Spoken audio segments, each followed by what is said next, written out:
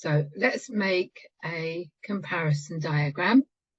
So I click on that, and we've got the chance to compare files, nodes, or cases. So we've got a simple project here. I'm just going to compare files, and we can take two to compare. So let's take Barbara and Dorothy. Now what we have are all the codes that have been used on Barbara's and Dorothy's maps. Now the codes in the middle have been used on both interviews. These have just been used on Dorothy's and these on Barbara's. And of course, can't really see that at the moment, but use the plus sign to explore.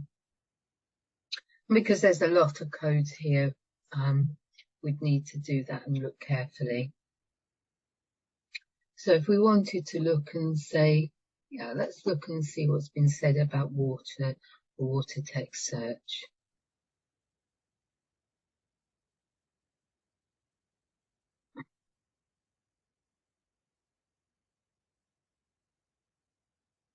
Okay, so it's not just picking up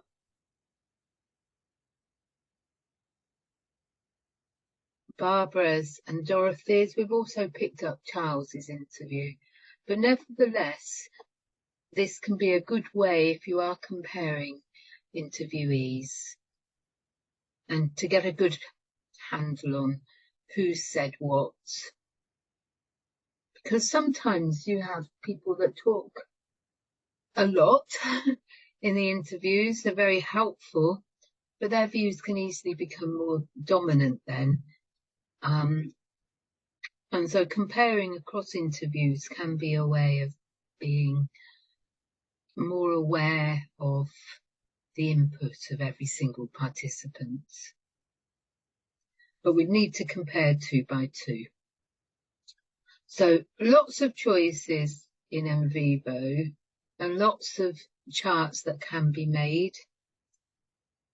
And largely the maps, the concept maps, the mind maps and the project maps are stored automatically under map. I didn't need to save it here. Whereas the others, you're working with them within NVivo. If you want to save them, you're probably better to export. And you can always export them and then reintroduce them if that would be something of helpful, if that would be helpful.